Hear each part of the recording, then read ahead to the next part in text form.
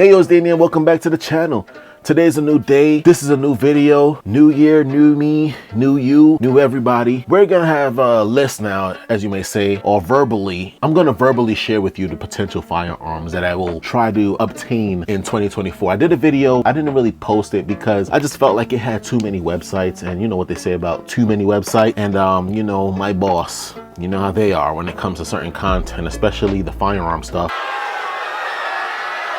I'm just gonna verbally tell you this, probably post that video on Rumble. Anyway, with that said, we're gonna get right into the video and we're gonna start with our most expensive to our cheapest. So don't be surprised, it's my opinion. It's not really like a firearms you should have or firearms that are the most popular or the most hated. They all have their reason. So I'm gonna start with number one, and that's Staccato XC, $4,300 American, but you know, that's okay. I could use it for things like range and competition, or at least if I'm doing like time trials or whatever. I wanna get into that because I think that's pretty dope. So yeah, the Staccato XC at a price of $4,200 or so, and it can go up depending on where I pick it up and how much I accessorize it. No, not accessorize it, but customize it. The next thing we're going to talk about is the Christensen Arms, the CA10, and it can come either in a 308 or a 6.5 Creedmoor. I am probably going to get the 6.5 Creedmoor because I have 6.5 Creedmoor ammo, and I don't really want to diversify my ammo collection or purchasing ability. Is that the word? No, I don't want to have too many different calibers in my collection. So I'll probably go to 6.5 Creedmoor, depending on the available ammunition when I do purchase that firearm. And you know what I mean by that, because next year is going to be a crazy year in my prediction. Needless to say, you know, it's going to probably be a 6.5 Creedmoor, but it's definitely going to be that CA10. And CA doesn't mean California compliant. It just means that it's Christensen Arms. That's where we're going to go. That's going to cost me around $3,200. So that's pretty expensive. We're already at like $7,000-8,000. So that's also exciting. The next thing that I'm going to get is going to be the Benelli M4 tactical shotgun.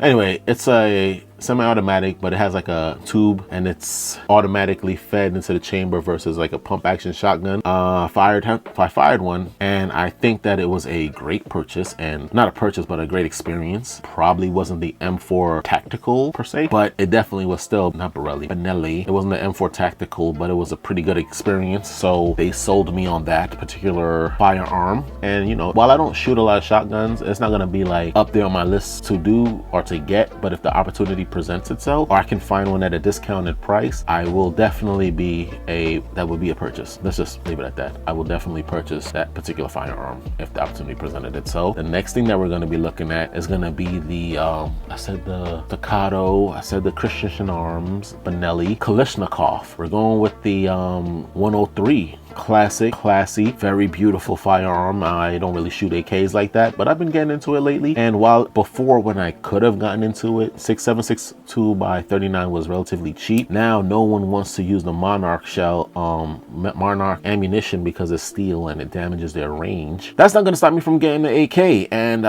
if I do get an AK, it's going to be the Kalashnikov 103. Distressed Old Glory was the particular version that I was looking at, and that's going to cost around $1,500. So it's not cheap, but it's not expensive. That's around the average price that you're going to be paying for rifle, a average size rifle that is. So yeah, nothing special about it. I was thinking about getting a Draco. No offense, the Draco's kind of ghetto, and I just lost interest in it because when the price gouging thing was going on, the prices that people wanted for the Draco just was insulting. So I lost all interest in purchasing one. When they finally did come back in stock, I did have the opportunity to buy one, but at that point I was basically over it, so I didn't. But I'm not saying that I won't. I'm gonna go with the 103, but if not a Draco per se, but if a pistol shows up and it's at a good price, I might also make that purchase. I'm just being honest with you. The next thing, that was number 5, I believe. We said the Staccato, Christensen, Benelli, Kalashnikov. Okay, no, that was number 4. Number 5 is going to be a Smith & Wesson compact. Asterisk on the compact because I have a Glock 19 and then I have a Smith & Wesson 2.0, the older version, and they're both compact, so I might get the full size. It has to be RMR, optics ready. So that might be one of the more realistic things that I get right away, but it has to be optics ready, and it has to be like, is it Coyote or FDE? It's not going to be black. It's going to be like the tan color, because I got a lot of black pistols and, you know, kind of want to diversify the color in my collection, if that makes any sense. So yeah, that's Smith & Wesson, and that's going to be another firearm that I can add to my EDC collection rotation. The last firearm I'm going to consider purchasing, or I'm going to try to purchase next year in 2024, is going to be a controversial